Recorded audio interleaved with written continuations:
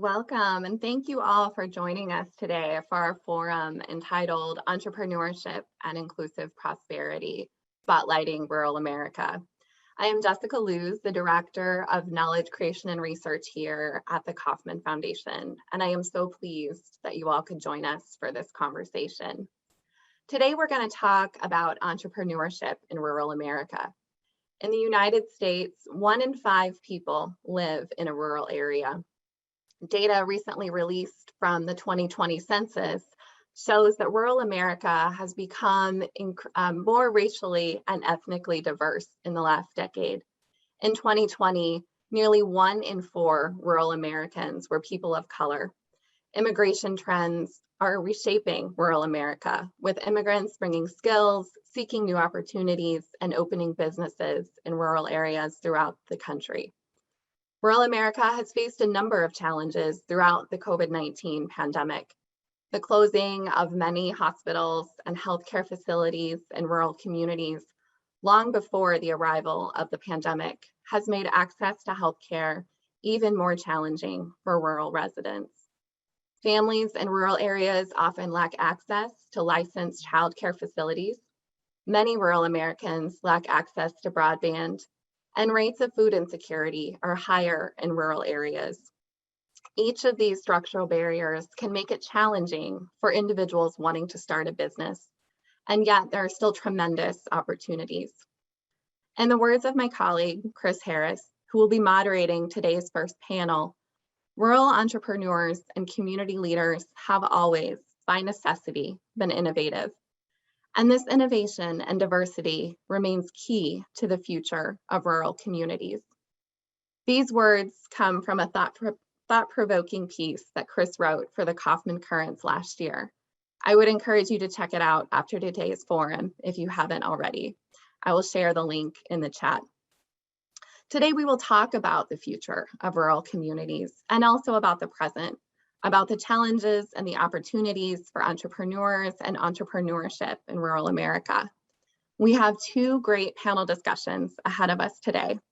Our first panel, moderated, as I mentioned, by my colleague, Chris Harris, will highlight the experiences of individuals working to support entrepreneurs in rural areas and the lessons that have emerged through this work.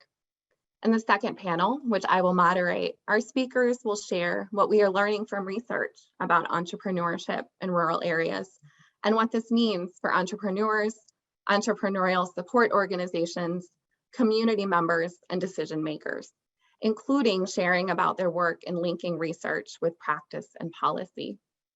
In addition to the presentations from our panelists, there will be a moderated Q&A as part of each panel.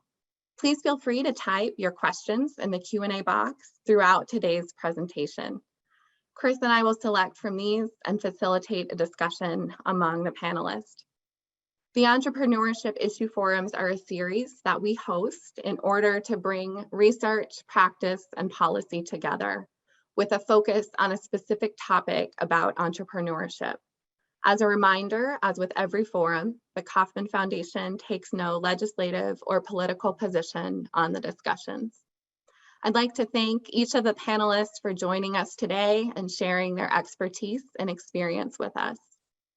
I'd also like to thank each of you for tuning in today and taking part in this important conversation. And with that, I'll turn things over to my colleague, Chris Harris, a Senior Program Officer here at the Kauffman Foundation, who will introduce our first panel. Thank you, Jessica.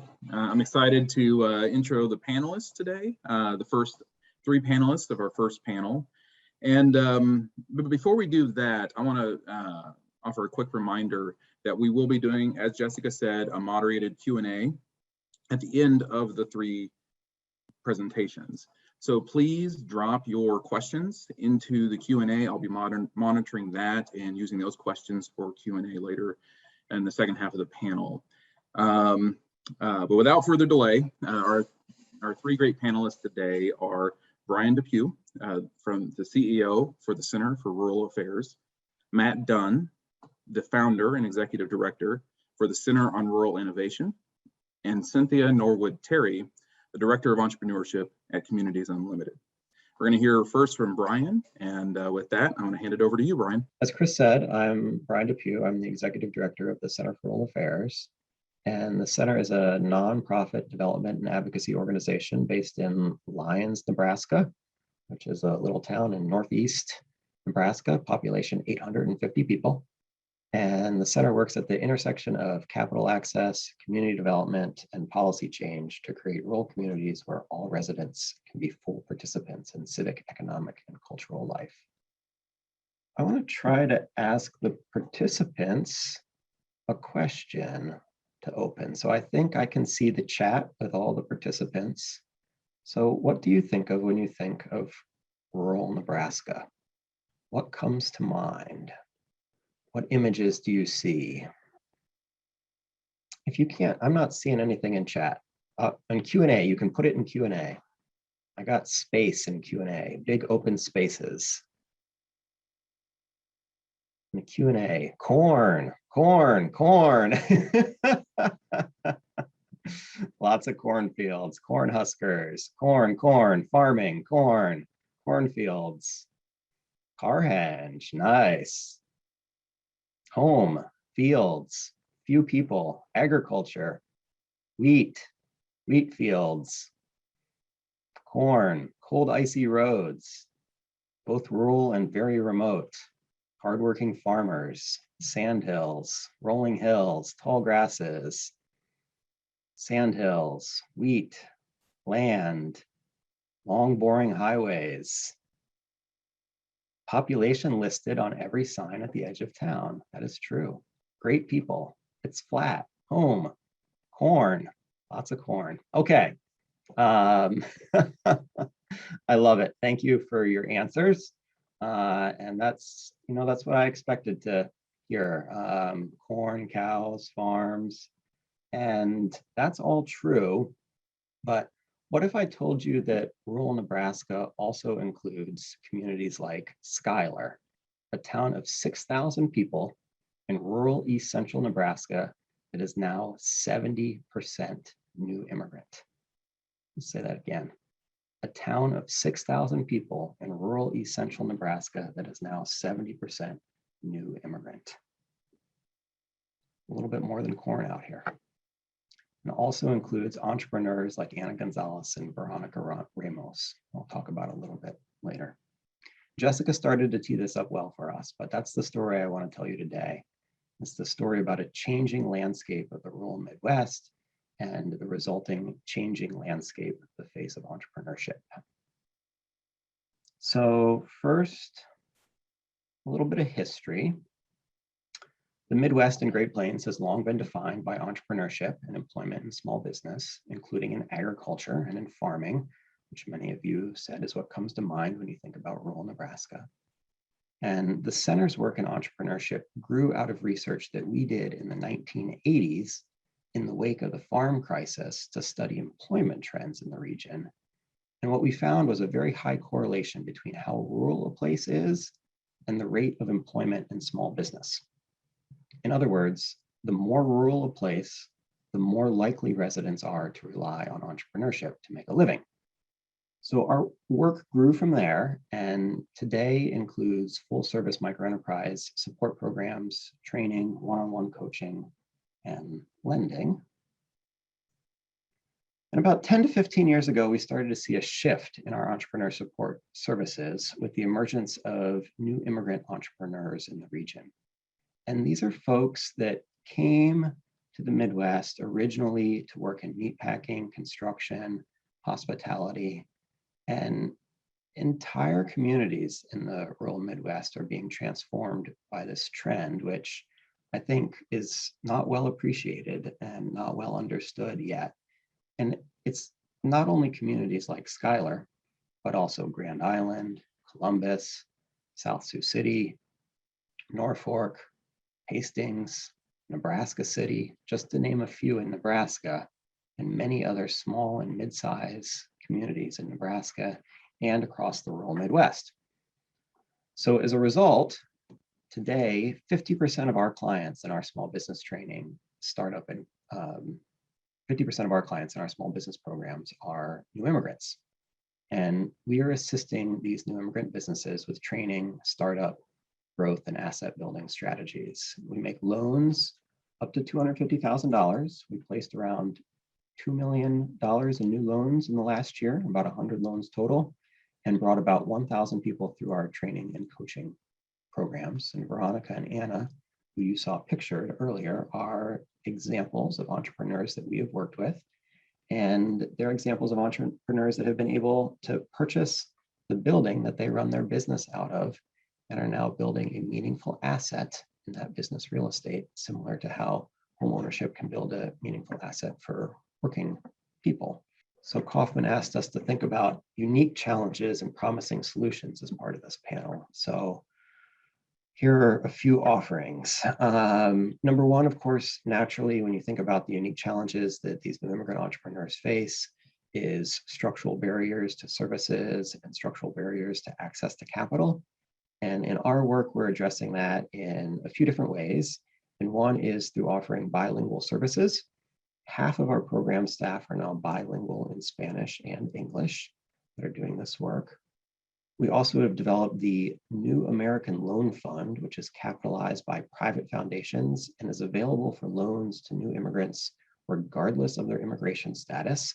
So it opens up eligibility for loans beyond some of the federal and state sources that we have that are more limited in immigration status. And then through our sector-specific academy trainings, which provide trainings in hot industries for new immigrants, such as restaurants, childcare, and construction. Another challenge, of course, was COVID and then COVID relief. And many new immigrant businesses faced a double whammy around COVID because many of their businesses are service sector businesses, restaurant businesses, cleaning businesses, businesses in hospitality. And these were businesses that were hit early and hard by COVID. And then the double whammy is that many of these business owners faced structural barriers to state and federal relief efforts. So in response to that, we provided COVID responsive training, education, and outreach. We also administered targeted relief programs with private and corporate funds to fill gaps in access for folks that weren't able to access state and federal programs. And then we provided technical assistance as well to increase access for new immigrant entrepreneurs to the Paycheck Protection Program and other state and federal relief programs. And then finally, and I think sometimes an underappreciated challenge in the field of entrepreneur support is that entrepreneurs don't exist in a vacuum. They are part of a community, and they succeed when the community is welcoming to them. And so we work at both the business level, but we also work at the community level on strategies to create more welcoming communities and strategies to help new immigrants become full participants in economic, civic, and cultural life in their community, and not just be business owners in their community. And my final slide, this is another entrepreneur that we've worked with, Sonifat Manavong, and he's an entrepreneur in Grand Island that we worked with to provide COVID relief and also to help him move from a food truck, where he's pictured, into a full service restaurant location. And I will turn it back to Chris and look forward to the discussion. Up next is Cynthia Terry, Director of Entrepreneurship at Communities Unlimited. All right. So I'll start by saying, again, my name is Cynthia Terry. I'm the Director of Entrepreneurship for Communities Unlimited. I want to thank the Kauffman Foundation for having me for this month's Entrepreneurship Issue Forum. So for context for my presentation, I want to start by telling you a little bit about Communities Unlimited. We are a certified CDFI. We serve 7 states in the South. Those states include Arkansas, Alabama, Louisiana, Mississippi, Oklahoma, Tennessee, and Texas. We've been providing direct support to rural Southern entrepreneurs for the last 23 years. And the services we offer that are specifically related to entrepreneurship. Those services include small business management consulting, small business lending, and our consulting services. We also do webinars, and we have a new self-paced e-learning center that we just launched for entrepreneurs. My comments today are based primarily upon the data that we've collected from our work with these rural entrepreneurs over the last 23 years, as we see that there hasn't been a whole lot of change. The landscape, our service area populations in the 7 states we serve, it's over 50% minority. That's mostly Black and Hispanic business owners, or population in general, which is also the majority of our small business clients are majority Black and Hispanic business owners. Most of our entrepreneurs are first-generation business owners. The age groups that we're mostly working with are between the ages of 35 to 60. And according to the census data, our entrepreneurs, they're located in 45% of the country's persistent poverty areas. We have seen in post-pandemic a lot of movement of populations back into some of the rural areas that we serve. On the challenges that we see most for our southern rural entrepreneurs, I want to go back to a December 2016 research paper that the Kauffman Foundation published. It's called the Kauffman Compilation, Research on Race and Entrepreneurship. The writer in that paper identified 3 key performance gaps that are seen for minority-owned businesses, and we see those remaining today in the rural areas we're serving.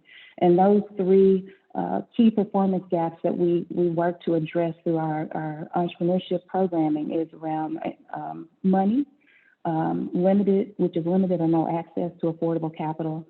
Management is one of the other gaps, and that's no prior business ownership or management experience. And then the marketing piece, because they're in rural areas, of course, issues with broadband access.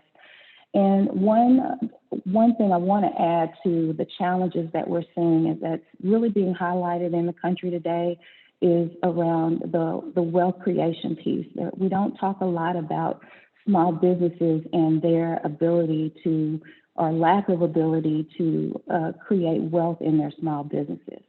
On the capital access side, they have limited affordable funding sources as compared to urban areas, insufficient equity in their businesses, insufficient assets, limited friends and family funding.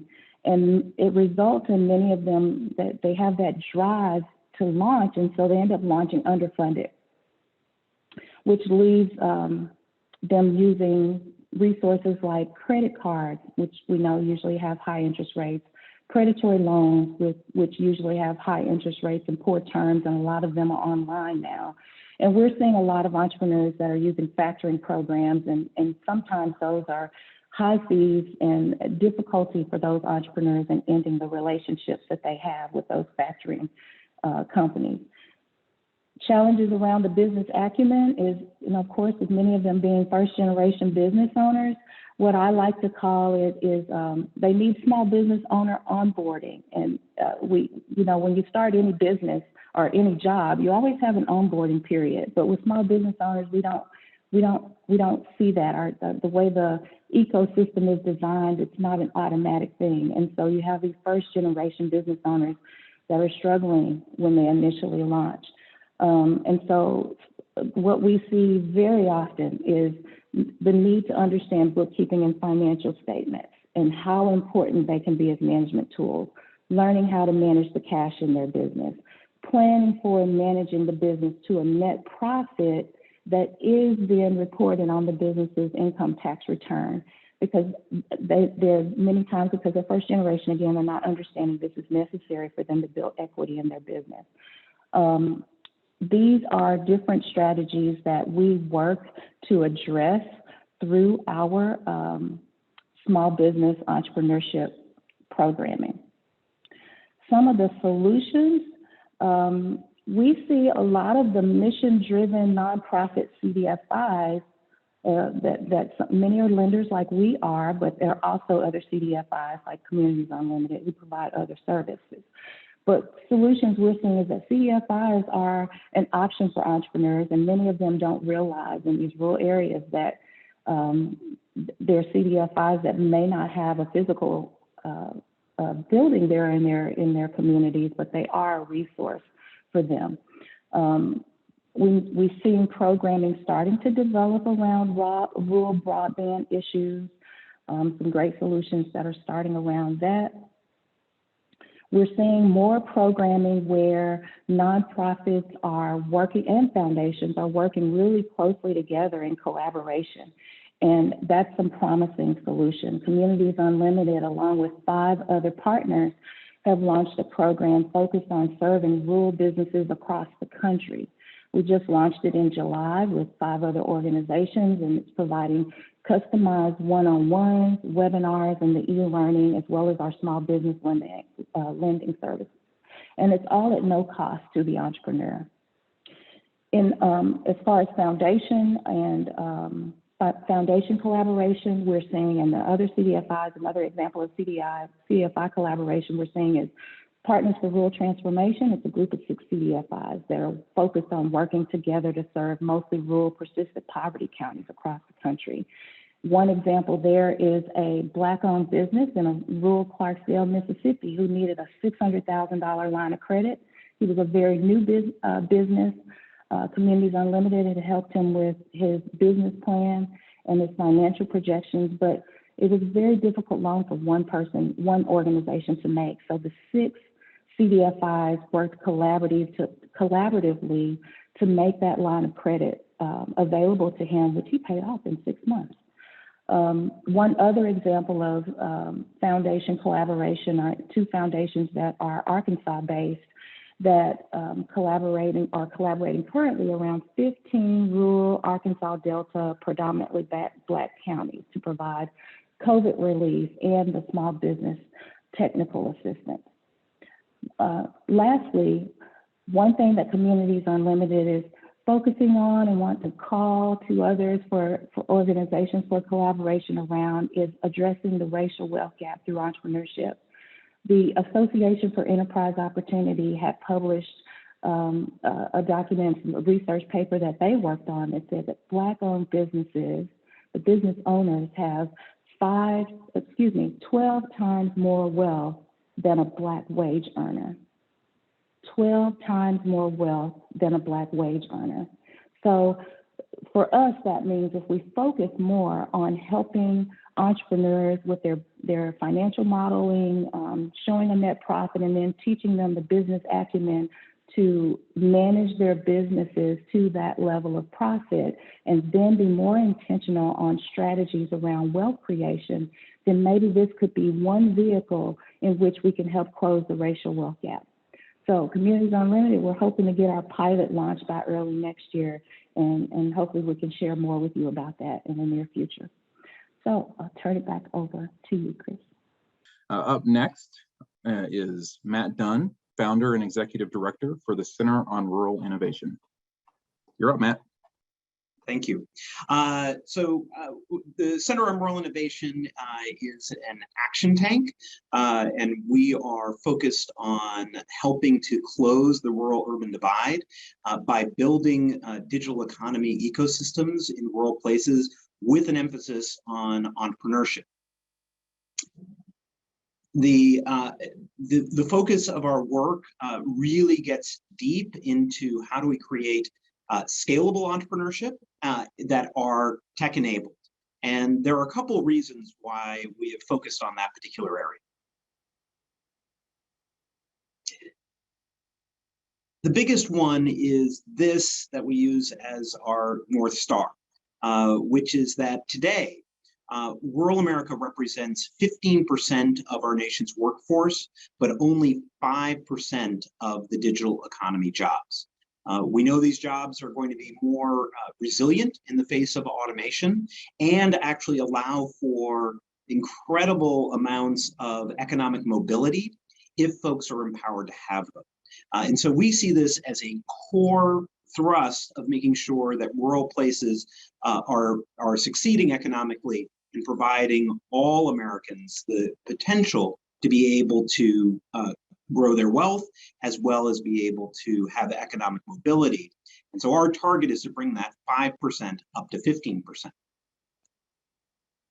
So the question is, how did we get here. And it really stemmed from the recovery from the Great Recession of 2008.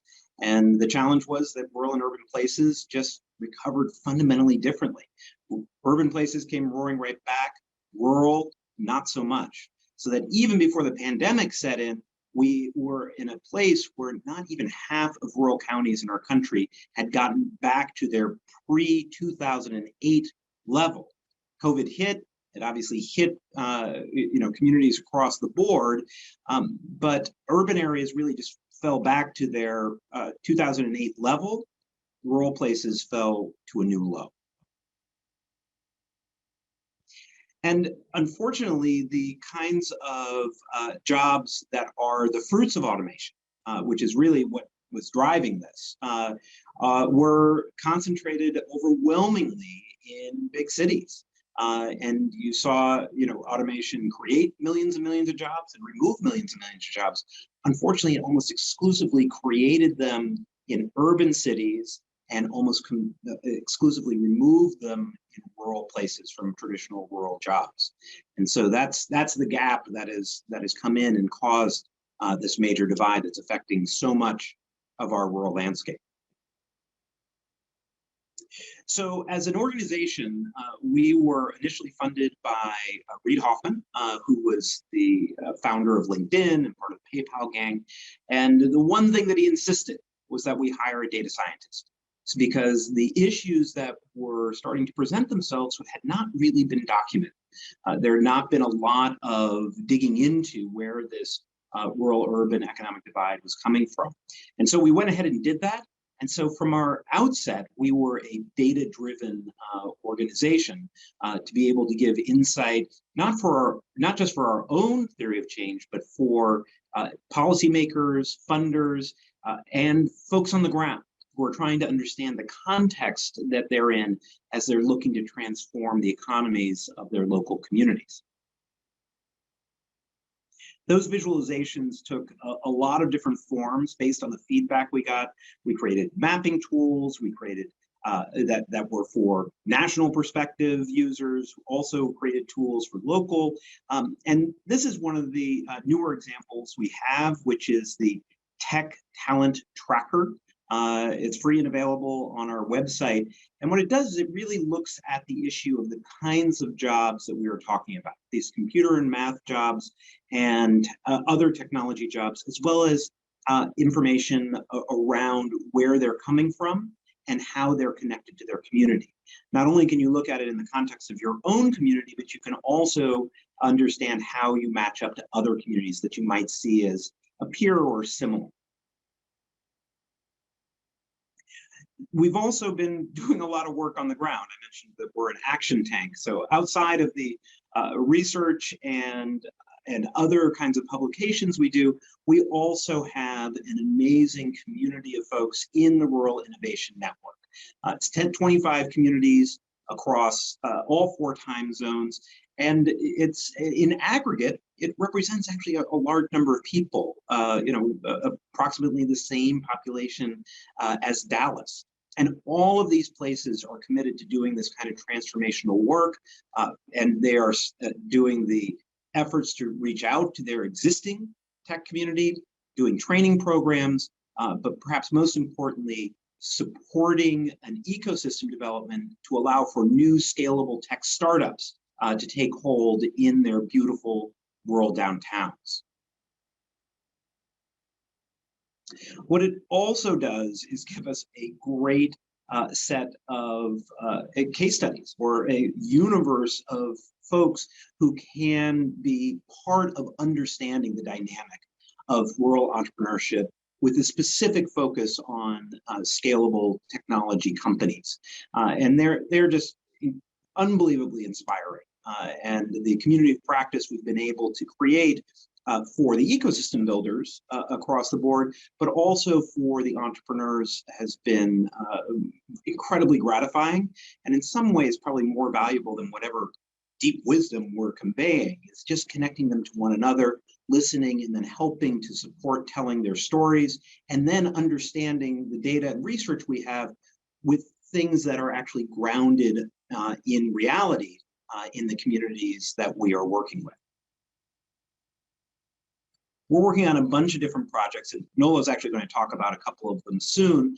But a big one is a cooperative agreement with the Economic Development Administration. They've been an incredible supporter of ours and of rural communities trying to build these new kinds of digital economy jobs and entrepreneurship. And we have been supporting our communities, not only in helping connect to one another and developing strategies, but also to be able to have the resources to execute on that strategy, to be able to build it out. But the current project we're working with the EDA on is a research project that focuses on three things. One is doing case studies and analysis of our own rural community networks in the context of big changes that are happening in entrepreneurship and employment in the country. The second is doing workshops, including one that we did recently on how to develop accelerator programs in smaller markets so that folks can understand how to do that work and stand it up. And then the final one is a who's missing analysis, which was an effort to look at data around rural places and micropolitan areas that have the assets that should allow them to be able to create a tech ecosystem and entrepreneurship culture, but may not have the attention yet of funders and investors and others. And so that project is ongoing. We're sharing pieces of it as they're completed, but it's a really exciting research project for us, along with ones we're doing with Bartwood Johnson Foundation at the intersection of race and rural places, as well as work we're doing on understanding the best approaches for investing in tech training. Now that so many programs are online, there should be an opportunity to do those better and more effectively in smaller communities across the country. So that's the presentation. You can learn more about us at ruralinnovation.us. Thank you, Matt.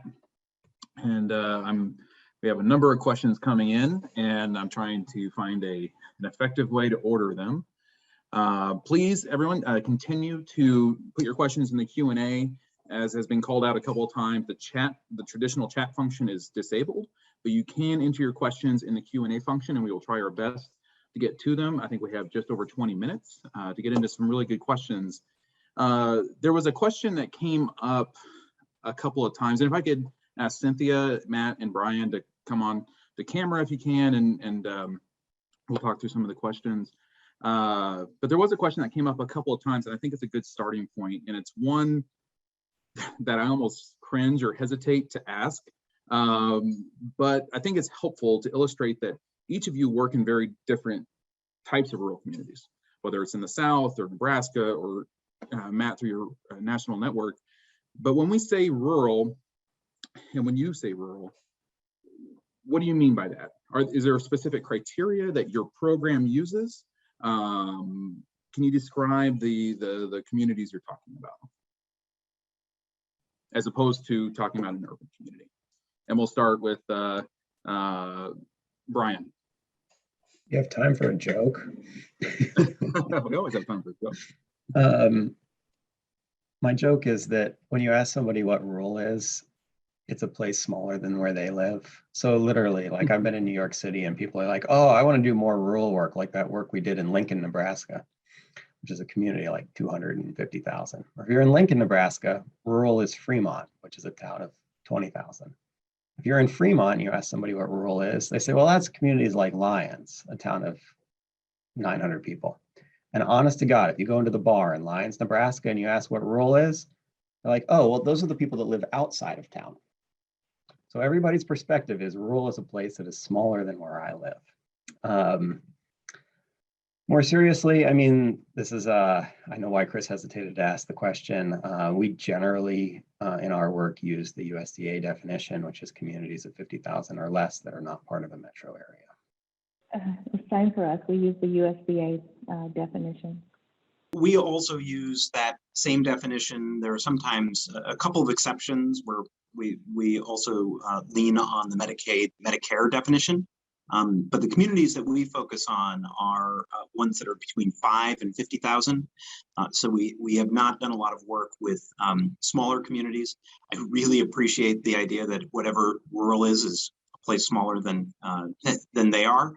Although it also that's also something that I think is a little concerning right now, is whether or not rural is seen as a positive or a negative. And we believe that rural is a positive, but there are times when that it's smaller than where I am means that it's cast in a slightly different way. But anyway, we use between 5 and 50,000, 5,000, 50,000 for our targets. We also really zero in on micropolitan areas, which are the census designated locations where there is a critical mass, but it's still not a city. Something that was also asked a couple of times in the Q&A chat and was mentioned by you, Brian, and Cynthia, is new residents coming to a rural community, however you define it. The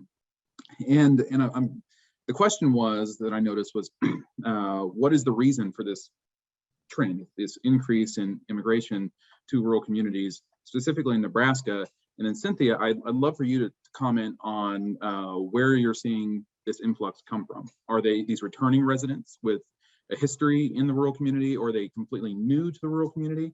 And what the trend is there. And start with Brian. So in Nebraska, I think it's originally and primarily driven by employment opportunities in meatpacking, construction, and hospitality, but the trend has been happening now for 15 years, and it's really pushed out from those original industries. But I would say that was the impetus and the starter for the trend of seeing new immigrants arrive in unlikely places in rural Nebraska. And for your second question, mostly people from Latinos from Central and South America, but not only, and more recently, that's been starting to shift too, with more refugee populations arriving. And there's a couple of school districts in some of those communities I mentioned, Schuyler and Grand Island, where they now have like 30 languages spoken in these school districts in rural Nebraska.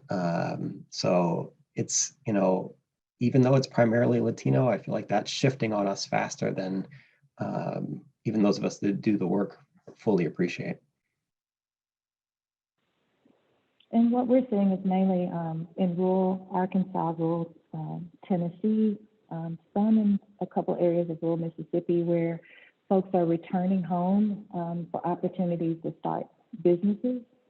I don't see it being driven by any particular industry, but we have several clients that's been the case. They come back home to launch a business. The example that I gave of the gentleman who, the 6 CDFIs came together to do a $600,000 line of credit. He had moved back home to start a business.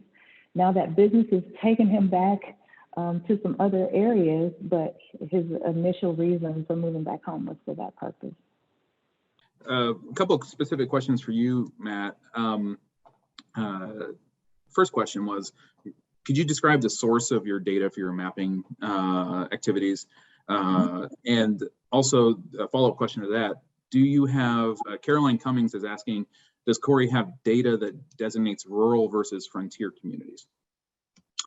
So for the first question, we use all kinds of data sets, mostly ones that are publicly available, but aren't frequently cleaned well and organized. And so we have a whole data and data analytics team that's making sure we have the most current data, whether it's combining multiple sources for broadband, right? As we know, the FCC data is notoriously terrible.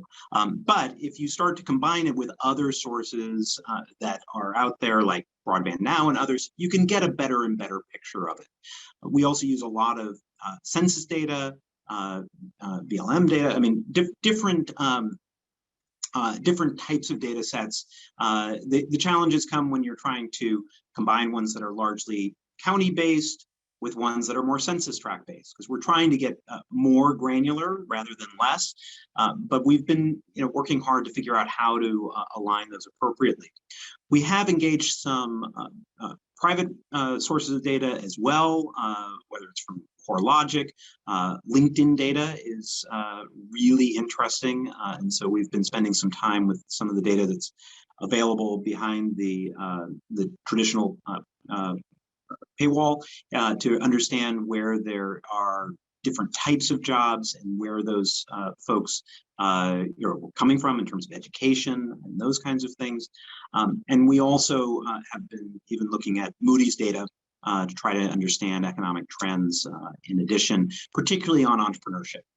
And knowing where there are business starts. I mean, there's some GoDaddy indexes and others. They're all a little bit problematic, but we feel like if we can take a comprehensive look, we can bring those together. And we do have data sets that differentiate between all the different rural definitions. And we did that somewhat by necessity from us, but we also had folks say there are at least 15 different definitions that the federal government uses for funding purposes. Can someone somewhere put where they are and do an overlay on a map? And so we did. And that's also available on our website and has proven to be quite popular as folks are trying to be able to differentiate between those different areas and groups. Frontier as a specific designation, I believe we surface, but it really is that differentiation between a micropolitan area and other rural counties, which don't have the same density of population, at least in a particular location. And we found that to be a helpful differentiation as we're looking at the places that we think are rural, but would be first movers in building these kinds of digital economy ecosystems, creating density through co-work spaces and the like, and have other kinds of amenities that can help support that. Even though they haven't been successful with that in the last 15 years, we think they have the best potential to move first. And then we want to make sure that in the age of the internet, there's no limit to where digital economy jobs and entrepreneurship can take place. So this question was asked specifically of Matt, but I'd like to open it up to the whole panel because each of you work with policymakers on rural issues. Each of your organizations do.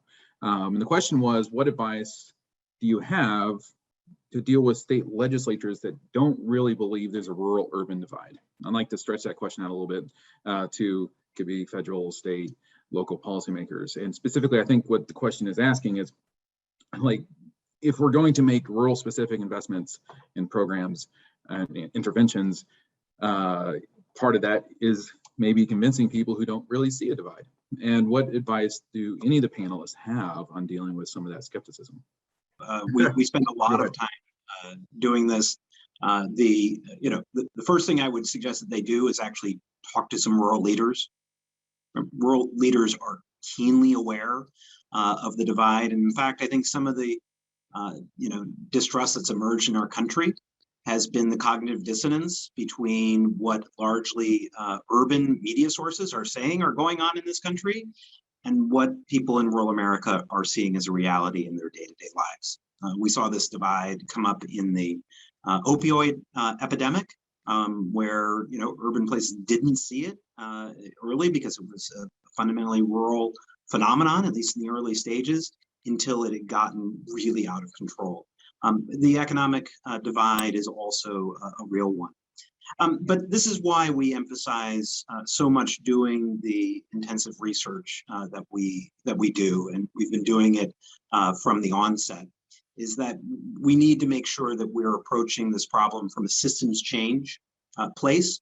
And that means making sure that people understand that rural America is struggling and in some specific ways. We provide mapping tools, not because that's necessarily the best analytic way to get to an exact place where you should target, but because it can communicate to a broader audience to make sure they understand what we're talking about when we're talking about rural places, and that they can see the divide where the kinds of jobs that pay the best and provide great economic mobility opportunities are just not present in most rural places. and were the drivers, the core drivers of the economic recovery in urban places, and all the follow-on that came when you had jobs that were a part of companies that imported cash and exported value. And the same with entrepreneurship. I mean, we used the research that Kauffman did several years ago about how rural America had seen a particularly steep decline in entrepreneurship in the 30 years before 2008. And then when an event like that happens, if you don't have the farm team of companies that can come in behind an economic shock like a recession, you're going to end up further and further behind. So we bring the data and we bring the information, and we work hard in making sure that we're partnering with folks like Tom Friedman and others to get that message out there that there is a divide, it's addressable, and there are rural leaders ready to take it on if they are given the chance. Cynthia, Brian, would you want to add to that? I actually don't like the urban-rural divide narrative that much. Partly because I feel like it's often not specific enough to be helpful to the conversation. So like, what are we talking about? I think Matt was talking about an economic divide. But the way that it gets used is pretty broad. It can mean economic, it can mean cultural, it can mean political. And it just kind of gets bantered about and taken for granted. And I actually think it can get in the way. And maybe this question, Chris, is an example of how it can get in the way in the policymaking space. Because when you're thinking about an economic divide or communities that are left behind, the type of investments and actions that we need from policymakers are strikingly similar for communities that are left behind, whether those are urban communities that are left behind or rural communities that are left behind. And finding those commonalities in the policymaking process could be one potential way to get through that question, and also just to get to like more specific policy rather than being stuck in this like, is there a divide, is there not a divide? What's that doing for us? Absolutely. So similar to what Matt said, we typically reach out to the leadership and just continually educating them on the issues that we're having. One division of our organization has annual fly-ins where they go to DC and they share with the elected officials information about what services we've provided in their respective communities. So it's just a constant education, constantly meeting with people about it, the leadership.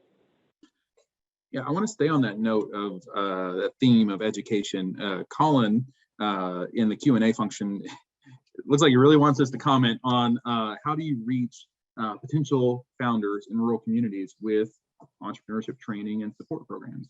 And I think that's I'm going to start with you, Cynthia, because you provide direct support to entrepreneurs across a very large region.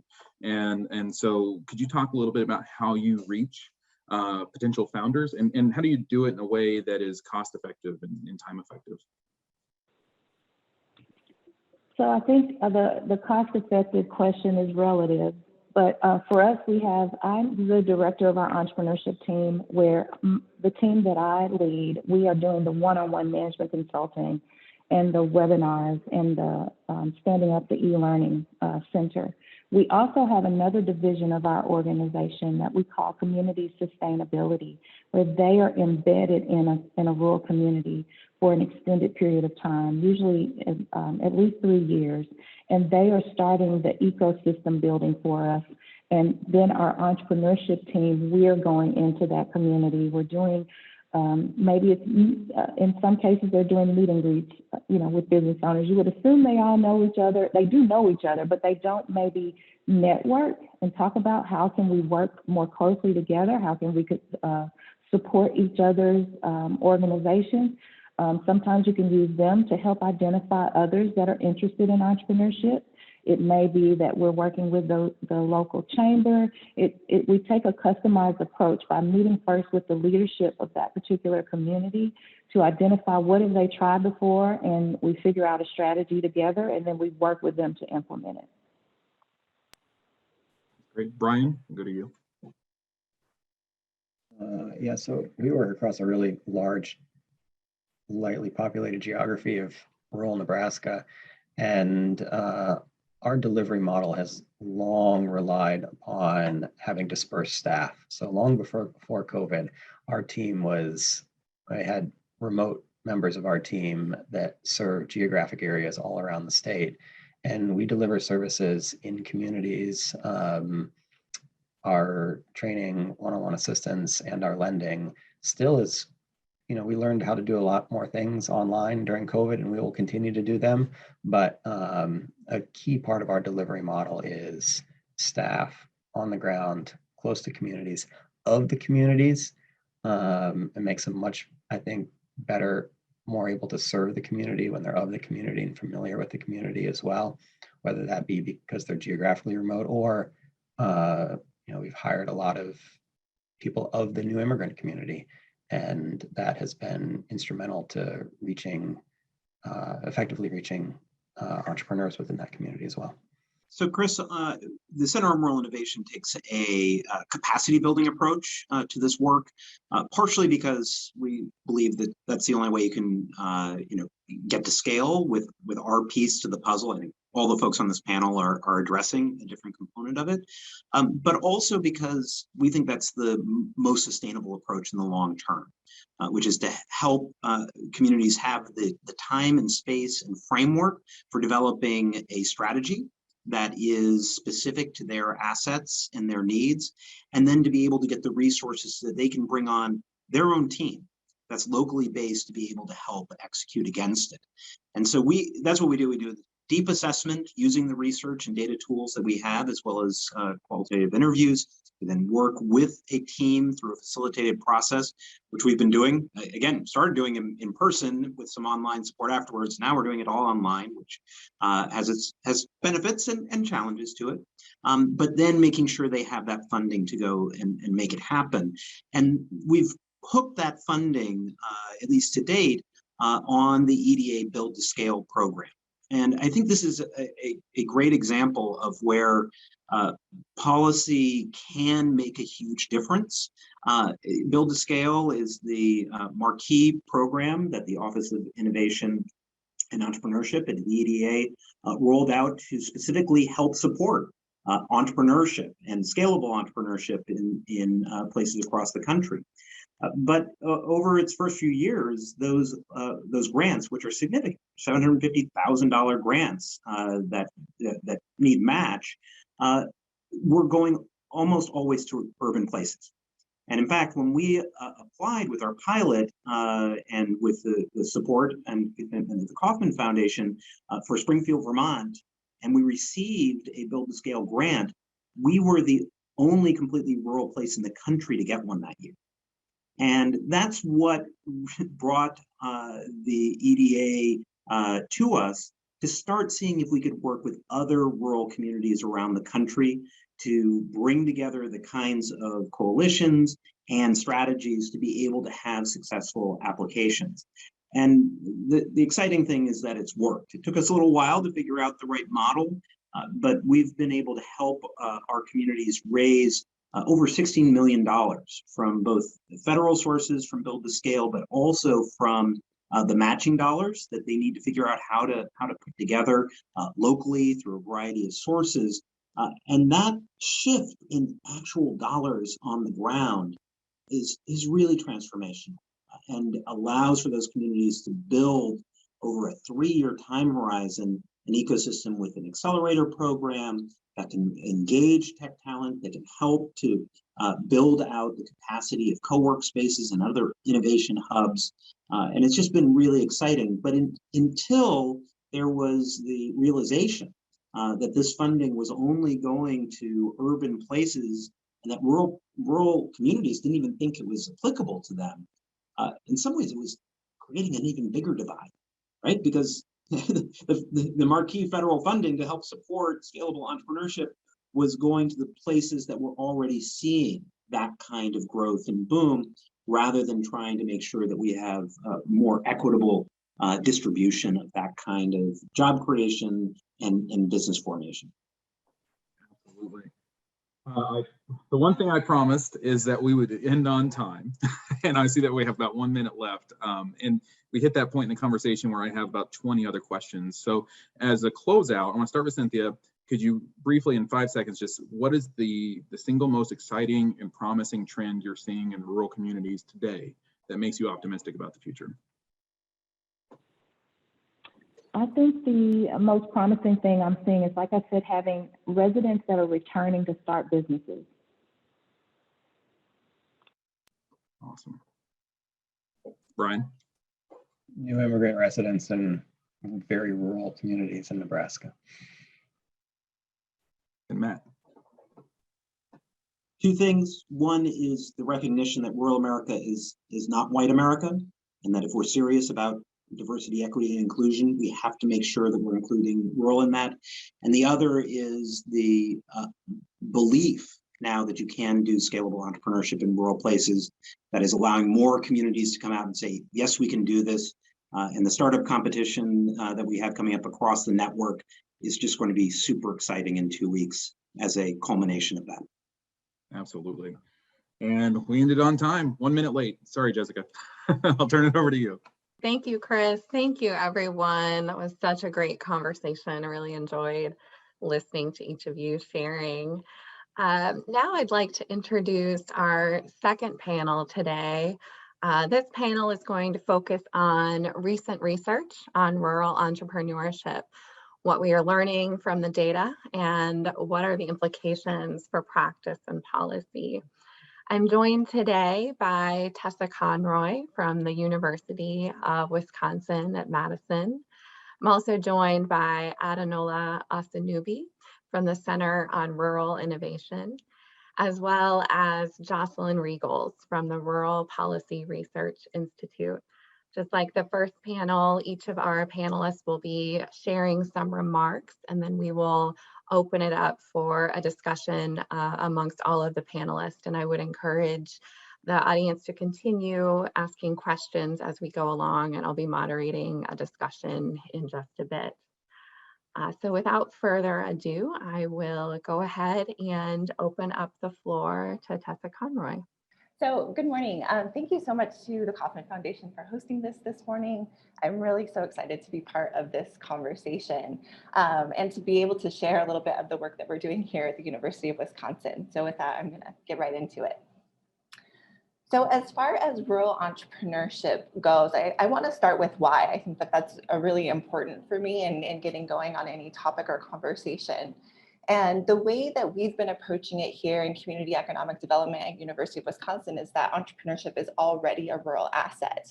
And this is something that's important to me too, coming from a personal perspective. I'm from a really small town, 2 hours from anywhere. We lost our major employer when I was in middle school, and sort of watching my hometown struggle with how to reinvent itself and how to get some economic strength back. So much of that conversation can be focused on an external solution, having some business or some entity come in from somewhere else and solve that problem. And this approach really says that the solutions are within, that we have assets here in our local community that we can leverage to rehabilitate ourselves after a major loss and get some of that economic strength back. The reason I say entrepreneurship is already a rural asset is because there's evidence of higher rates of new establishment entry in rural areas. We have higher rates of proprietorship, so sort of just a different way of measuring entrepreneurship, and also higher 5-year survival rates that we show with our research. So already a lot to work with in our rural communities as far as entrepreneurship. There's a lot of great work out there also on the sort of job creation power of new businesses. And in addition to that work, we've been able to show here and explore how entrepreneurial activity, so not just new businesses, but births and deaths, potentially generate a positive information externality. So what that means is that when we have a new business enter into the market, that's signaling information to other businesses about what works and what doesn't. So even if it fails, other businesses are seeing, again, what works and what doesn't, learning about that local market terrain. In rural areas where the markets are thinner and there's less entrepreneurial activity, any one venture signals relatively large increments of information compared to a really thick and dynamic urban area. So what that means is that we get this really strong job creation effect in the long term from both births and deaths in rural areas. So again, the information externality is sort of one piece of it, and then the fact that it's even larger in rural areas is another piece. So just another reason to think about why we might want to focus on entrepreneurship in rural communities. So with the why in mind, we've been focusing on kind of what can we do about it? How can we support entrepreneurship in rural communities? And with that, we've recently been focusing a lot on broadband, and there are a lot of reasons for that, but one of them is its connection to entrepreneurship. And with our research, we've been able to find that more startup activity, or there's more startup activity in places with greater access to broadband. And while that I think makes intuitive sense, the results that I'm most excited about are that we're able to show the effect is even larger in the most remote and rural counties in the country. And the effect is also larger for the very smallest and women-led businesses. So when I say the smallest businesses, I'm talking about non-employers, so businesses that are just the owner, him or herself, or the partners. They have no paid employees, so kind of a one-man or one-woman shop. And then women-led businesses. And this is exciting to me. I think Matt kind of talked about the equity of some of our entrepreneurship programming and policy that might disproportionately favor entrepreneurs in a particular industry or particular geography. So if we want to equitably enhance entrepreneurship, thinking about benefits for businesses of all sizes and maybe businesses owned by diverse types of business owners, entrepreneurship seems to be supported by broadband in that way. So that's an exciting result in my mind. In terms of the policy consideration, I think what this means is we want to focus on access, but the rest of the research on broadband also shows that it's not just access. Access is a necessary but not sufficient condition. Adoption rates lag in rural areas, and the research shows that that is not just about access, it also is about demographic characteristics. So things like lower income, differences in the rates of education, digital literacy, these are all part of expanding access. So we've been working with communities to think about not just expanding access, but think about a plan for encouraging adoption when you're developing these broadband grants and strategies. Another area of research for us has been on financing. We know how important financing is for entrepreneurs. With our work, we've been able to show that small business lending is linked to more startup activity and that this result is driven by rural areas. So this relationship is even stronger in rural communities. And this study I'm referring to took place in a pre-housing crisis area. So there are a number of mechanisms we think are at play here. So one being that in rural areas, there are just fewer financing alternatives. So we might not see the sort of investment capital presence, for example, that we would see in an urban area.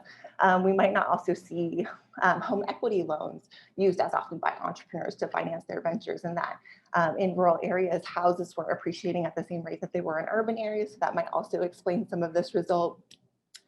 Importantly, we've also been able to find with some other of our research that community banks are a really important part of that equation.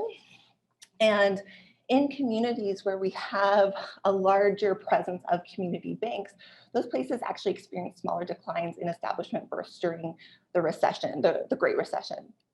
And so that seems to be the case that community banks maybe manage their portfolio in a different way or have managed their lending relationships in a different way that's beneficial to the community via their interactions with the startup community. So when it comes to policy considerations, we're thinking about lending programs. That might be a state or even federal level policy consideration, but at the local level, thinking about what can we do to support community banks, which have been going away for decades. And then how might we think about if banks, in fact, are lending less, as we've seen over the last decade or so, to businesses? What is the role of credit unions, CDFIs, rotating loan funds, and community-supported enterprise? We already had a great presentation about CDFIs earlier this morning, so I won't harp on that. But thinking about these alternative forms of financing so that entrepreneurs have more choices and alternatives for their financing. I also want to touch on community characteristics, and this is sort of a big umbrella to cover a number of topics for us.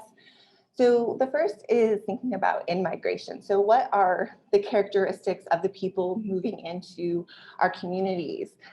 We've talked about diversity this morning. Here I want to talk about age. So in Wisconsin, we have a number of lakefront properties.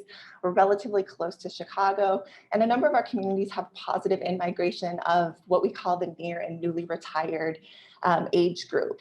And what we find is that this age group is linked to higher rates of startup in rural areas. So that's important, I think, in terms of a policy, in that we want age-inclusive programming. So rather than maybe think of a stereotypical entrepreneur, maybe somebody in their 20s and 30s, that we're thinking about talent across the age spectrum, and don't have our blinders on too much when we're thinking about who could be an entrepreneur. Near and newly retired are coming in with oftentimes a lot of experience, high human capital, often have had the opportunity to accumulate some savings or wealth, so that financial capital is also there. So these two ingredients really make it conducive to potentially starting a side business if they're not ready to leave employment entirely. And then the last is with in-migration, there are combined effects with places that have high natural amenities. I just mentioned the sort of effect of lakefront property in Wisconsin. And what we're seeing is that high natural amenity places, especially high amenity rural places, tend to have a skill surplus. So what that means is that the sort of average education of the population that lives there, that their education exceeds what is required by employers. When we have that skill surplus, we see much higher rates of entrepreneurship. So we want communities paying attention to what are your natural amenities, how might you leverage that to attract a high school population. If it's the case that wage and salary positions aren't well suited for that population, how can you support them in creating employment for themselves? So an opportunity here to think about placemaking. Who are you attracting? What does that population look like when they arrive? We talked about this morning, how welcoming are we? How do we bring them into the fold of our communities? Just some references here of the work that we're doing, but I don't want to eat into the other speakers' time, so I'm going to stop there. Thank you so much. Thank you so much, Tessa. Nola, will open up for you to share. So good afternoon, everyone, and thank you, Kauffman Foundation, for the opportunity to be part of this panel and also be part of the discussion centering around rural entrepreneurship. So over the last 40 years, there has been a decline in rural entrepreneurship. In 1977, more than 2 out of every 10 US startups were in rural areas. Today, this number is just over 1 in 10. When we look at the percentages, the differences feel even more stark.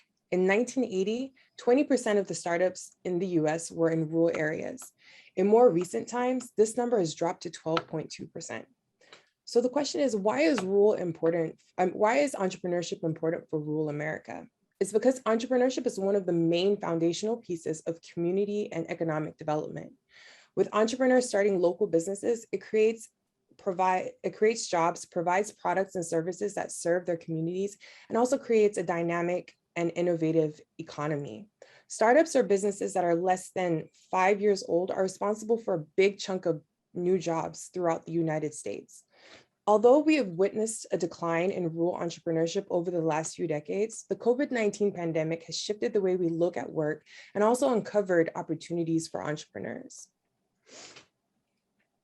It's interesting that using the US Census criteria, only 17% of businesses are located in rural areas, despite 97% of the nation being classified as rural. But things are shifting, and we are seeing digital tools changing the way many rural entrepreneurs are starting and growing their businesses. Many Main Street firms are experiencing greater sales both locally and globally because they're integrating digital tools or tech tools into their businesses. We are also seeing a growing trend of discussion around the need and growth of tech entrepreneurship and tech work in rural areas. Because this is such a new topic for rural, there's still a gap in the research and academic literature focusing on this, but this is a movement that continues to grow, and studies will will start to emerge. So I feel like this is a good way to kind of segue into Corey and the work that we have done to encourage rural entrepreneurship, especially in the realm of tech. So the Center on Rural Innovation is a nonprofit action tech advancing inclusive economic prosperity in rural America. Working with our sister organization, Rural Innovation Strategies, Inc., Our comprehensive approach to digital economic development involves building a nationwide network of local economic change agents, using mapping and data to highlight rural opportunities, making direct investments in underserved rural entrepreneurs, and closing the digital divide so all Americans can participate in 21st century digital economy. So based on our experience working with rural communities across the country, we've developed a model that highlights the foundational elements necessary, infrastructure, and direct drivers to support tech-based economic development. Foundational elements such as housing, quality K-12 education, and necessary infrastructure elements such as broadband and co-working spaces are vital for communities to be prepared for this type of work. Given these elements and infrastructure in place, we have learned that the keys to local wealth creation and increasing high-paying tech jobs through the digital economy are the following 5 drivers. These 5 drivers include scalable tech entrepreneurship, support and incubation, access to capital so these startups can really get some runway underneath them to scale, access to digital jobs, which are often fostered through startups with new demand for tech workers, digital workforce development to ensure people have the skills they need for these new jobs in their region, and building a strong, inclusive tech culture and community through programming that shifts mental models about what's possible and encourages people from diverse backgrounds to participate in the digital economy. So for our discussion today, I'll mainly focus on scalable tech entrepreneurship, support, and incubation. Having fast-growing startups rooted in rural communities creates a local economy able to continuously foster new companies. Successful startups emerging in these local economies accelerate the economic development of a community as they create a positive feedback loop for founders, employees, and investors, gaining practical knowledge for building high-impact businesses, along with wealth and employment generation opportunities that result from success. In addition to this, money and experience, their success inspires the broader community and future generations of entrepreneurs through living examples of what is possible. So right now, there aren't many support structures out there to help build scalable tech startups and support tech entrepreneurs in rural America. And we found that focused support on scalable tech entrepreneurship leads to the creation of tech startups that bring more innovation, jobs, and ultimately wealth and ownership to local communities. So to further clarify the focus on scalable tech entrepreneurs, I kind of want to differentiate what a small business is and a scalable tech startup is. So local small businesses are essential to any community and should be valued and supported as such. In this definition, small business owners may want to grow their business, but they aren't focused on replacing or disrupting a large company in existing market. And typically their size doesn't lend itself to scaling far beyond their local area or globally, nor do they attract venture capital. They grow their business via profits or traditional bank financing, and many are sole proprietorships or hire a small number of people. On the other hand, a scalable tech entrepreneur searches for a repeatable business model that they can then turn into a high growth, profitable company.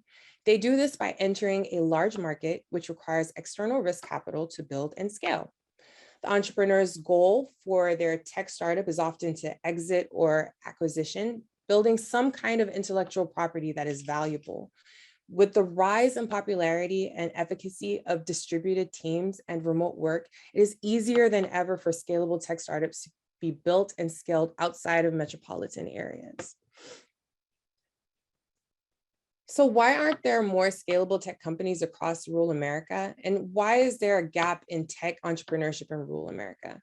Unfortunately, there are a number of external barriers that prevent rural folks from becoming entrepreneurs.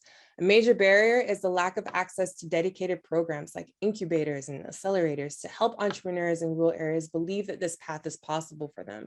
There's a lack of access to people like mentors who have experienced tech entrepreneurship and can provide critical support and guidance and encouragement to founders. There's a need to build an entrepreneurship ecosystem. Once there's an ecosystem that can support the creation of investable startups that would be attractive to investors, the issue of lack of access to capital can appear. So we know that it's particularly challenging in rural as less than 1% of all VC money goes to rural areas, and 80% of all investments go to just 5 cities. In order to grow and scale a startup, there's a demand for tech talent, which can be a major barrier and highlights a strategy need for entrepreneurs with plans for digital workforce development. So 39% of tech entrepreneurs in rural areas say that they couldn't find candidates with the right kind of experience. And 37% said that their communities lacked adequate talent pool. So policies are put in place to solve a problem or a barrier. As discussed earlier, rural entrepreneurship has been experiencing a decline over the last 40 years.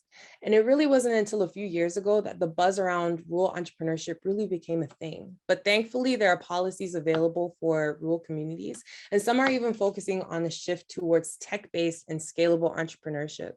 A really big program that I want to touch base on is the EDA Build to Scale program, which focuses on building regional economies through scalable startups. The most recent cohort deployed $38 million this year through its Venture Challenge and Capital Challenge program. The grants were awarded to organizations that support entrepreneurship and scalable companies.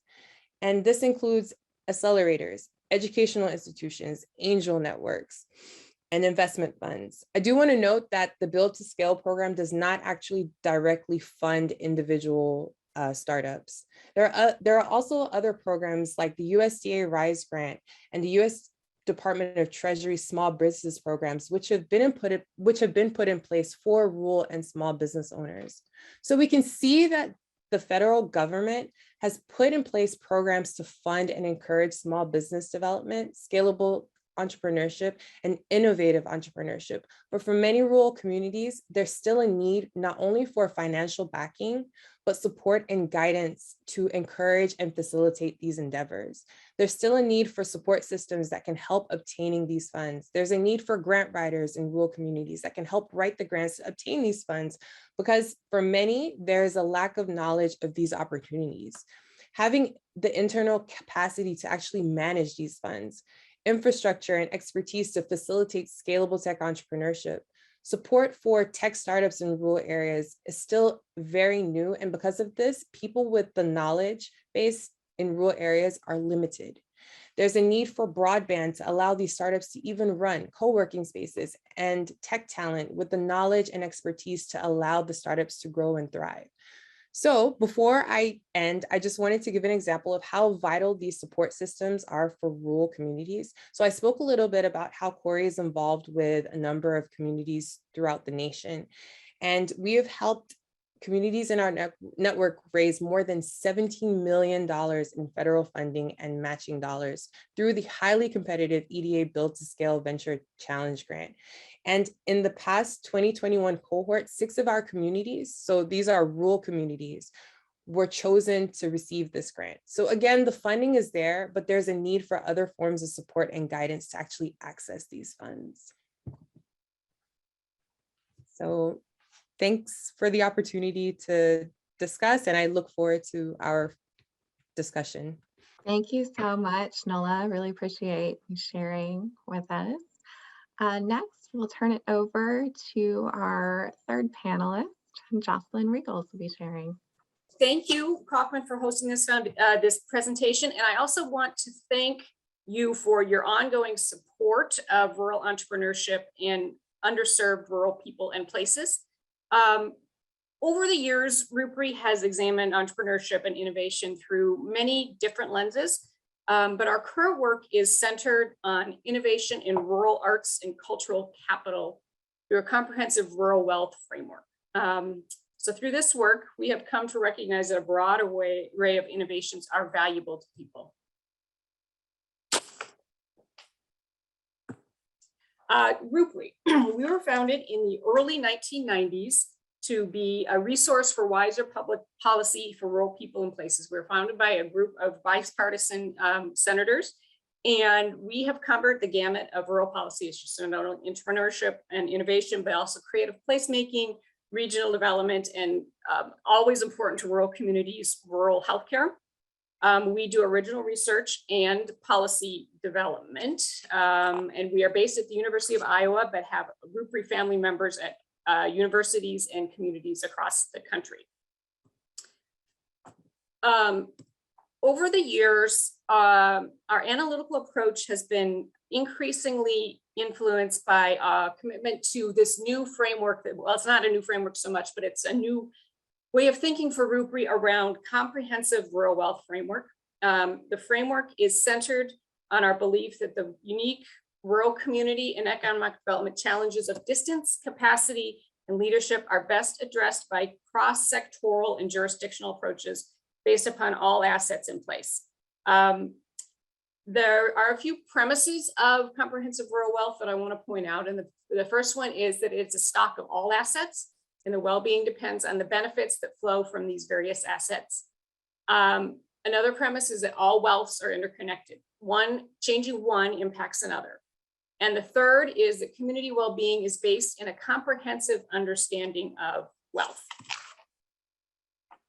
And I want to talk about just a few principles of this comprehensive rural wealth framework before I get into some of the research that we've done around arts and cultural capital innovation. What is wealth beyond financial? What does having a wealth mindset mean for a rural place? So what if you thought of it as your community's quality of life? I won't go through each of these principles, but a few I think are really important for rural communities and the way they think about their growth and their wealth and assets. The 8 capitals are often interrelated, and they're complementing and substituting for one another. And the synergy of these creates the greatest impact. So when the capitals are working together, as opposed to in competition with each other, we receive the greatest impact. For rural areas, ownership of assets is important. Some may be owned by local residents or some by those outside of the locality. So natural capital, for instance, in rural areas may impact the wealth of community very differently if it's owned locally than if it were owned by an outside entity or an outside organization. Certain non-mobile assets, such as national parks, have value to both locals and visitors. And we certainly see that with communities that are built around their growth and their tourism and economy are built around national parks, for instance. And collective action and governance play a major role in wealth creation, and the retention and distribution of assets is very important. So the distribution of assets can have across households can have an enormous impact on intergenerational social and economic mobility, or as we see often, political capital that is not widely shared, but is concentrated in the hands of a few may not benefit the entire community. What is cultural capital? You all probably have an image of what culture means to you, and you can recognize that it adds vitality to your community. Cultural wealth has a unique rural impact, which is often deeper and expressed in quite differently in urban than in urban areas. In fact, we recognize the growing importance of cultural wealth to the future resilience and viability of most rural communities and regions. And as you can see, culture is broad. We perceive cultural capital as the accumulated customs, beliefs, norms, and aesthetics, sometimes embodied in tangible objects, but often intangible. So, getting into our research and our work around arts and cultural capital. So the merging of our interest in comprehensive rural wealth, creative placemaking, and entrepreneurship and innovation led us to the creation of the RUPRI Rural Cultural Wealth Lab in 2017. It was chosen as one of the 4 inaugural National Endowment for the Arts research labs. This lab, which is operated in partnership with Art of the Rural, a RUPRI partner, unites the knowledge and lived experiences of scholars and practitioners to explore the intersection of rural arts and culture, entrepreneurship and innovation, and the role of cultural wealth in the broader comprehensive rural wealth framework. So for our initial lab work, we introduced a number of conceptual papers to the field. This literature review, which I'm going to spend a few minutes on the rural differential, forms the foundation of what we hope is a robust research agenda for the future around rural arts and cultural innovation. So what are our findings? This probably won't be surprising to many of you working in rural, but there's a significant metro bias in program design and research. So the spatial context that you live in or work in, so urban, small town, rural, remote, and the relative lack of relevant rural research can't be ignored, because culture, as we think about it, is largely place-based, right? It is related to the local history, climate, and physical environment, knowledge, and economic and political institutions. There's a belief, I guess, that culture is produced and consumed largely in locations with concentrations of people. And so therefore this belief, lacking rural specific research findings, means that rural areas only have urban program design and policy to follow. The available data on arts and culture are not adequate to do necessary policymaking and local planning. And we know that rural areas are generally underserved by public support for everything, but particularly for the arts, both because of the ongoing belief that the return on investment is less in rural, and because rural arts and culture are not often recognized as such. So a lack of public investment in rural arts and culture will hinder the innovation that we know is possible in rural areas. Another finding is the effects of rural arts and culture on the vitality of quality of life are positive, but not well understood. Rural communities with vibrant arts and culture sectors are often more resilient in the face of various types of challenges. We also know that the importance of natural amenities and natural and cultural heritage assets are well recognized for rural areas. You might say that rural culture is shaped by natural amenities, while urban culture shapes natural amenities. So think architecture and built cultural investments in urban areas, but think the environment and national parks and rivers and forest land in rural areas shaping culture and heritage. Another finding is that clusters of artists lead to creative milieus that attract creative manufacturing firms. As the literature review shows, in all, the results of striking evidence for the association between creative capital and manufacturing entrepreneurship. In rural communities with performing arts companies, we see that the population growth is greater than the average for rural counties nationwide. And residents of rural counties that host performing arts organizations are better educated and earn higher incomes than is typical of rural populations. And finally, informal social networks are important in rural areas. And anybody on this call who works in rural areas recognizes that social capital is widely recognized as a strength of rural places. But what do we need to understand? So as I mentioned at the beginning, there's a lack of rural research. And so through this literature review, we determined that there are a few things that we still need to understand, and hope that our research agenda and future work will continue to answer some of these questions. What are the strengths and weaknesses, the sense of place in rural places? Data, and indicators. Say that over again, data, and indicators. As is the case in all areas of rural policy, there is less data about rural than urban people and places. Less data means less understanding of effective policy and less recognition that public investments in rural can have a strong return on investment too. How are the arts and culture financed in rural areas? It can't just be philanthropic, but is there venture capital, public financing? As we saw in our last presentation, there's not much venture capital financing in rural areas. The relative importance of informal and formal activities in rural and urban places. And I imagine that we'll find these are different than in each place.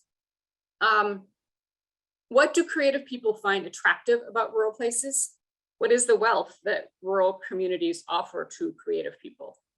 And how do you balance economic development, artistic tourism, and natural resources with natural and cultural sustainability? What is the return on investment of creating sustainable, natural, and cultural wealth? I'll end with a conversation that we had through a USDA and Kauffman sponsored conference that we had hosted in 2018. So we brought together the smallish group of rural researchers around rural arts and cultural capital for a online conference to think about setting this research agenda for better understanding the innovation around rural arts and cultural capital. We asked Rupert colleague, Michael Fortunato, who some of you may know, who's a researcher and now a community practitioner in Madison, Indiana, to sum up what we need to address in research. So Michael is helping to develop the Madison music movement in Madison, Indiana, hoping to make Madison, Indiana, the music capital of Indiana. So he's creating an ecosystem of music as community development. What he discussed with us is we need a seat at the policy table. We have a poor handle on the policy mechanisms of art development. Answering some of these researchers' questions above will be necessary in order to get that place at the policy table. Second, how does art drive quality of life? And how does that drive the economy? Rupert's partner, the Center for Business Development at Ball State University, showed that jobs follow talented people who show up because of quality of life. And Kauffman research has showed that entrepreneurs go to a community where they live for 2 years before they start businesses. Third, we should need to examine the creative process rather than outcomes. So we need to think about arts as an ecosystem. So just as we think about a digital ecosystem in rural communities, we need to think about arts as an ecosystem, not just a magical output. Fourth, inclusivity and democracy. Marginalized groups are already doing this work in rural places, but they don't have a spot at the table, and their work may not be considered a traditional mainstream approach to art. And the last finding for the research agenda is a complicated one, but it's thinking about arts and innovation intersection.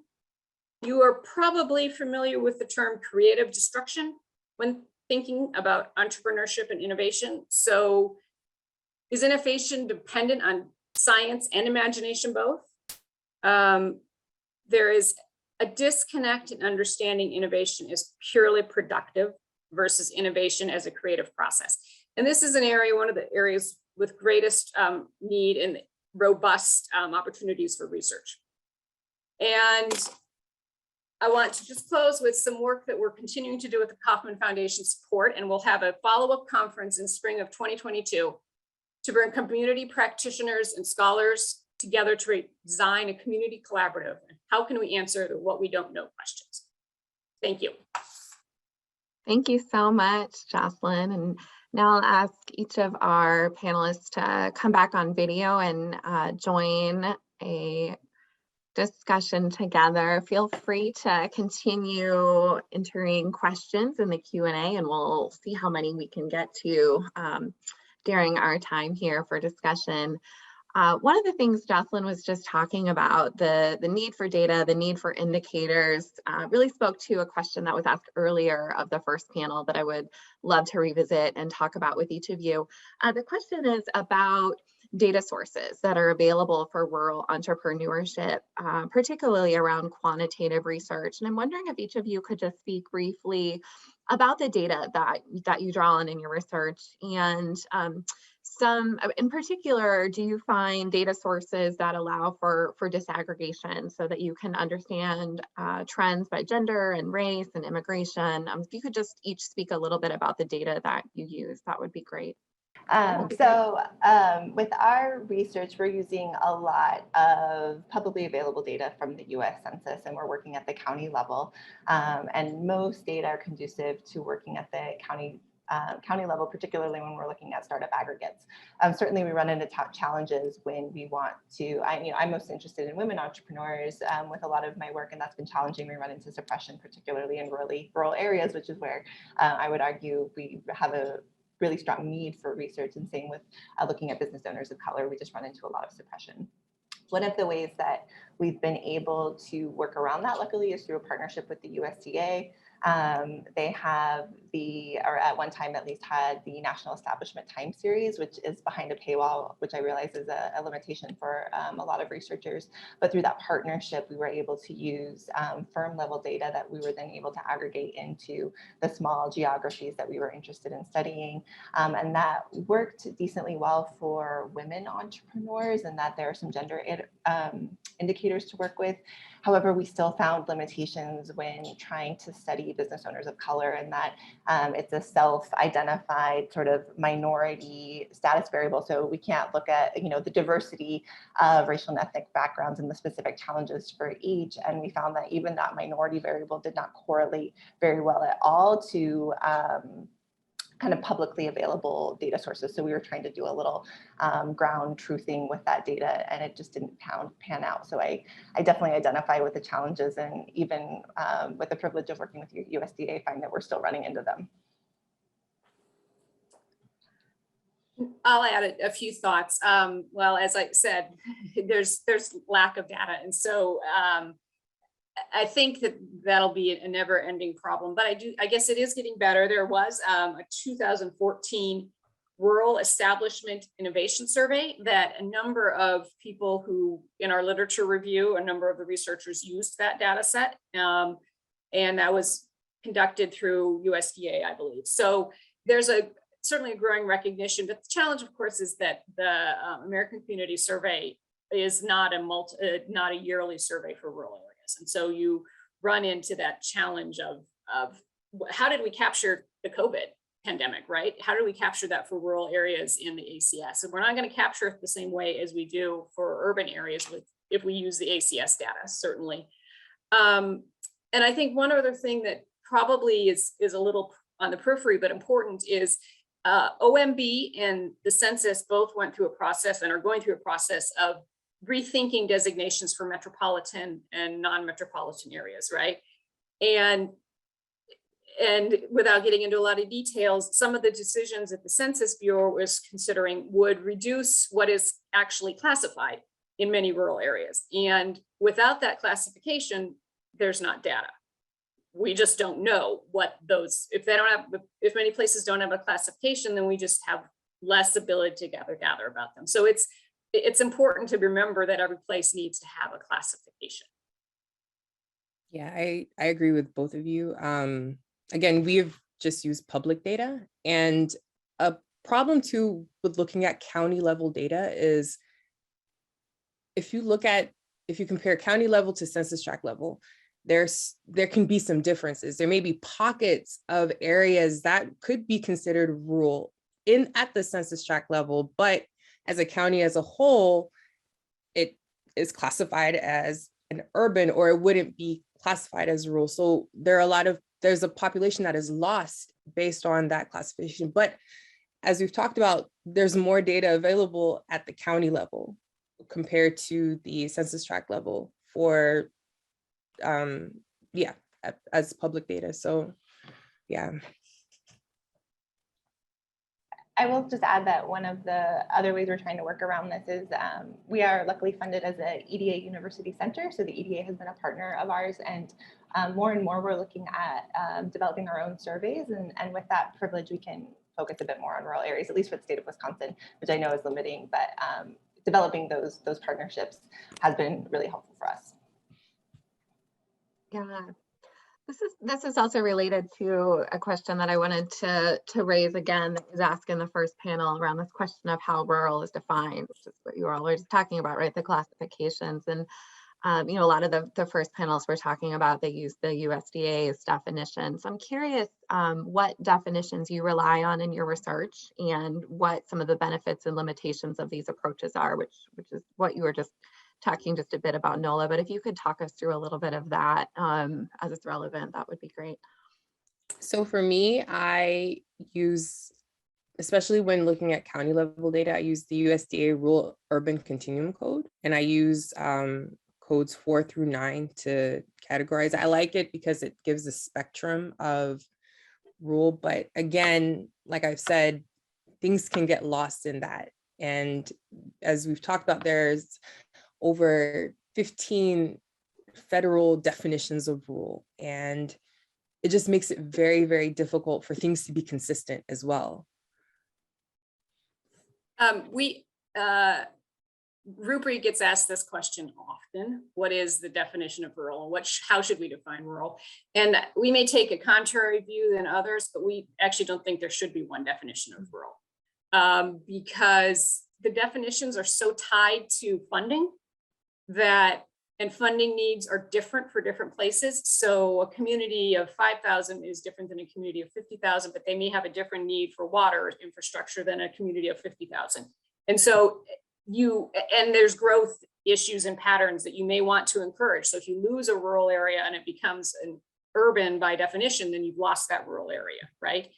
But generally we don't live by one definition, but we do also believe strongly in the importance of micropolitan areas for rural and not losing that idea of micropolitan as growth areas of rural and micropolitan as being rural areas, as small cities for rural areas and areas for innovation hubs. And so we also live strongly by the idea of micropolitan being important for rural, and also reminding you again what I said about the OMB and census work and how important we now are recognizing again that your designation is, and that how funding is tied to that. Yeah, for us, I'll admit it depends on the research question and what is available to us. There have been projects where we try to do the metro adjacent or micro category and then rural. The rural urban continuum codes are nice because some of those are sort of clearly labeled as metro adjacent, so we can bundle those together. A lot of times we're using like OMB definitions. My sense is amongst colleagues there's some preference for the 2003 rather than the more recently updated in terms of how those changes around micro areas impact the definition. So it's a little bit squishy in terms of what we use and how it relates to the questions we're asking and how detailed we can be with our work. So we had a question come in from the chat asking about how we might better bridge a potential gap between academic research and practical research. And I would add to that also thinking about bridging and building conversations between research and policy. And I'm curious if you all could speak a little bit about your experiences working to link research to practice and policy and what you've found to be successful and what some of the challenges have been.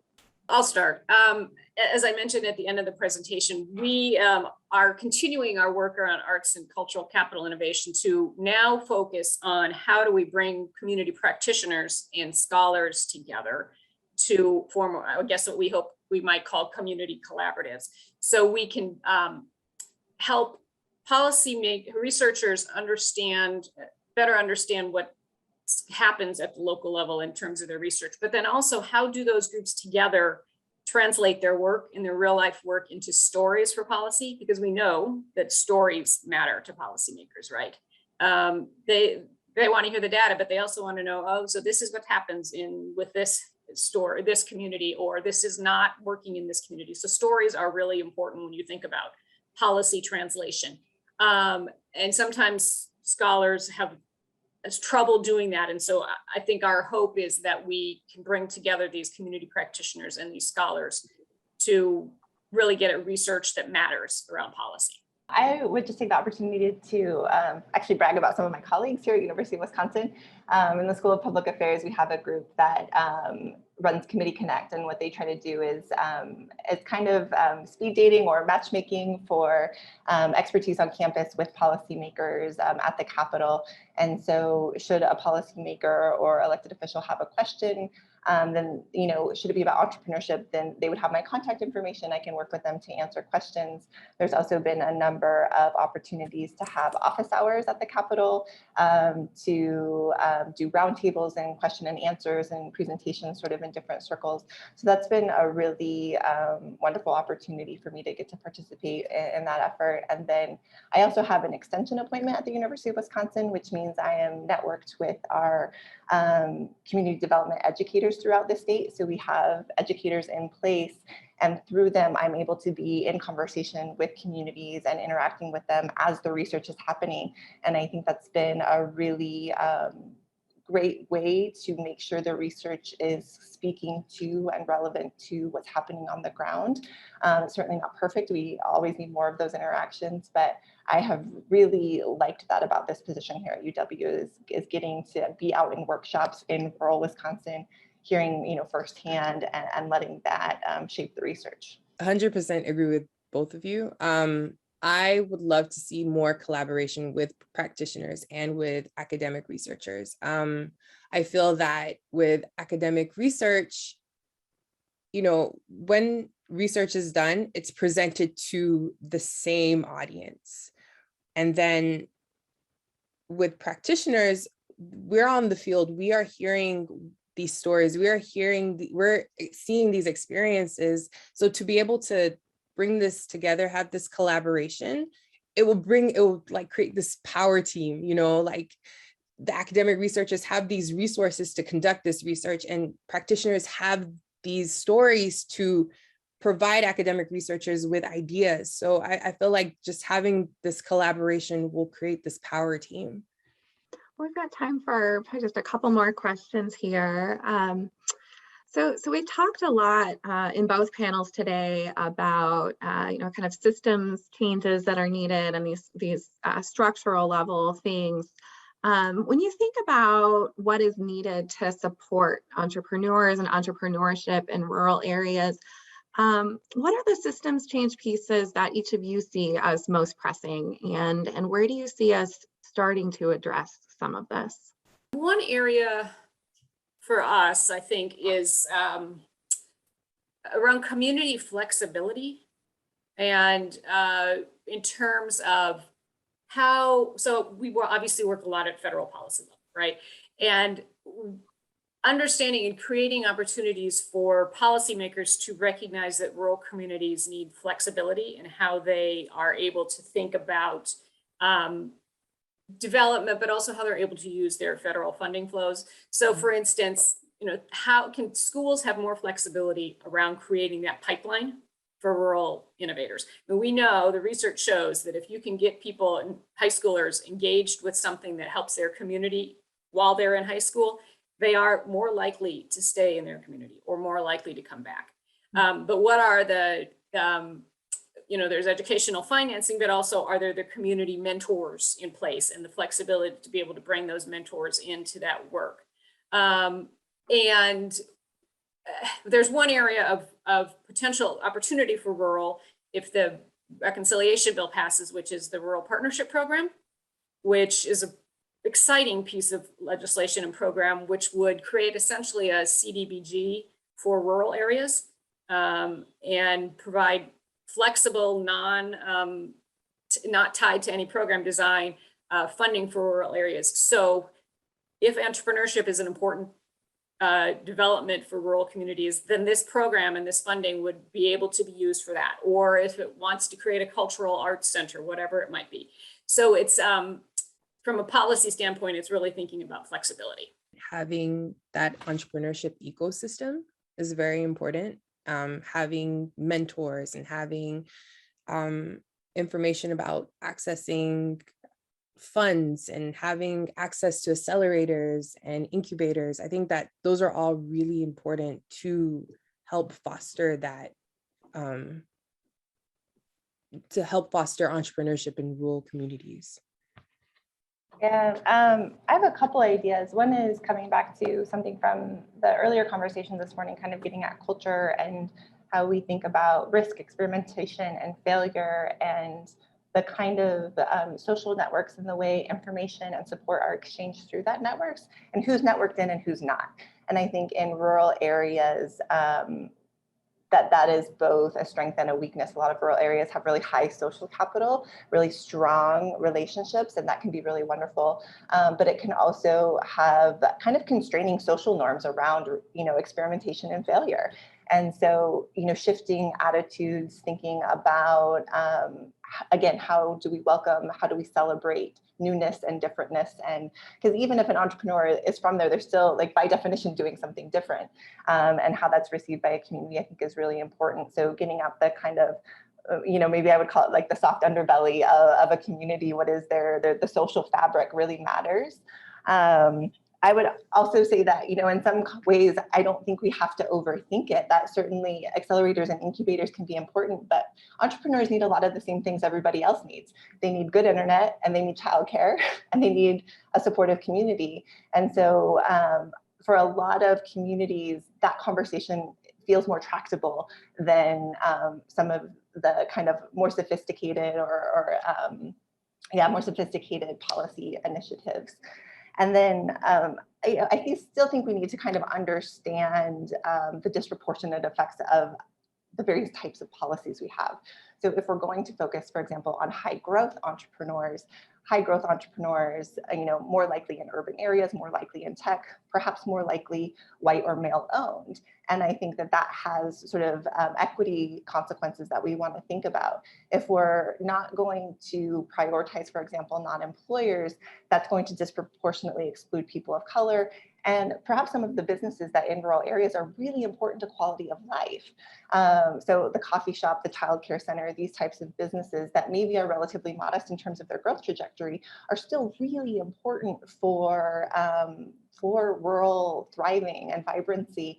And so understanding the way policies are going to look in different contexts is really important. That's great. We're down to our last couple minutes, so I will just ask for perhaps a quick lightning round. If each of you would take 20 to 30 seconds just to share, just kind of thinking ahead, looking ahead, what trends are you thinking about and going to be looking for when it comes to entrepreneurship in rural areas in the coming months and years, especially thinking about everything that we've been through with COVID-19 and just looking forward. What are you going to be watching? What are you going to be thinking about? What are you going to be researching? I definitely see an increase in tech-enabled entrepreneurship and tech entrepreneurship in general. I mean, just based on COVID, we've seen how it's just completely just transformed the way we work. And we've seen how, I don't want to say how easy it is, but how, I guess, easier than thought it was to shift to this digital economy. So I feel like there's going to be a trend in that. I would say two things. Population, who is staying in rural areas and who's going to come back. So that's what we're definitely going to be watching that. And then also, can rural, to the conversation that we had in a presentation about who owns the assets, does rural get to be in charge of the research and program development and projects and innovations that might happen around climate change and sustainability? And rural is, urban's future is tied directly to rural when it comes to sustainability, but does rural get to capitalize on that? For me, I am really interested in what we're seeing in terms of the growth in employer versus non-employer establishments. We're really seeing this acceleration of the kind of one-man, one-woman shop type of businesses, whereas employer business growth has been relatively flat, essentially since the Great Recession, less so in urban areas, but very flat, I would say, in rural. What growth we do have in rural is these non-employer businesses. And there's some evidence to suggest that diverse populations, people of color, are really behind that rise in non-employer establishments. So, this connection to the type of businesses and how it's perhaps becoming more nimble and what that means for the diversifying rural population and how those things are connected is really interesting to me going forward. Thank you all. I would love to spend another hour talking with each of you. This has been such a good conversation. I'd like to thank all of our panelists today in both panels, and also Chris for joining and for moderating. It's been such a good conversation. Just a quick note as we are ending today, you'll notice in the chat a link to our next forum. This is actually coming up next week. It's going to be a special forum that we're hosting featuring research in progress from some of our 2018 Knowledge Challenge grantees. So if you are available, we would love for you to join us next Wednesday, November 3rd at 10 a.m. Central to learn more about the work of these grantees. And there's also a link in the chat there to sign up for our newsletter, Insights to Entrepreneurship, where we will be sharing about upcoming forums as they unfold. These are always great conversations, and I very much appreciate it. So thank you all again so much for joining us today for this conversation, and we'll see you next time.